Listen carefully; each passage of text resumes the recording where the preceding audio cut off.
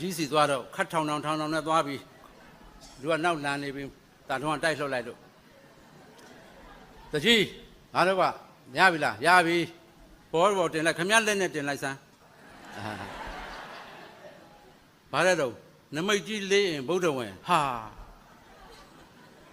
ဟုတ်ရလားဟဲ့ကောင်းလေဟာ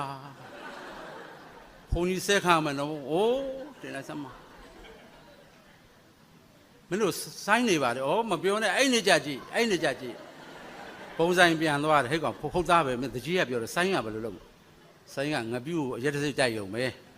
ရတော်ရယူရအခုနဟာဒီခင်ဗျားအခုကတီးပေးရုံပဲခင်ဗျား तू က9မိနစ်လောက်လေနမကြည့်ခင်ဗျားဘယ်လောက်ကြာကြီးကြည့်နေရမှာတော့ကြည့်လဲပြီးရောဘောဆိုချရုံပဲအေးဟုတ်သားပဲမဲဒလင်သမား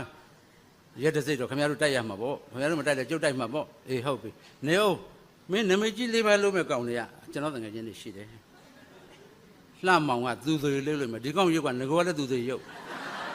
ဟုတ်ပြီ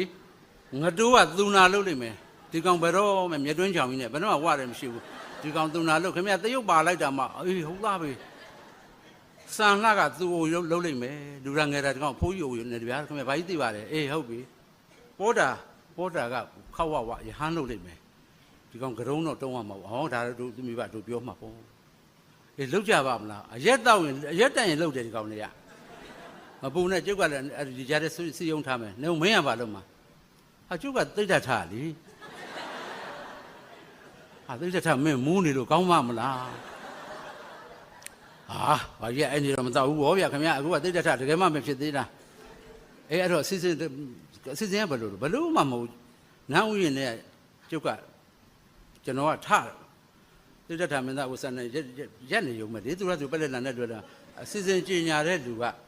ခုချိန်မှစ၍တထေတန်းရက်ကွက်မှတင်ဆက်သောနမိတ်ကြီးလေးရင်ဗုဒ္ဓဝင်တခန်းရပြတ်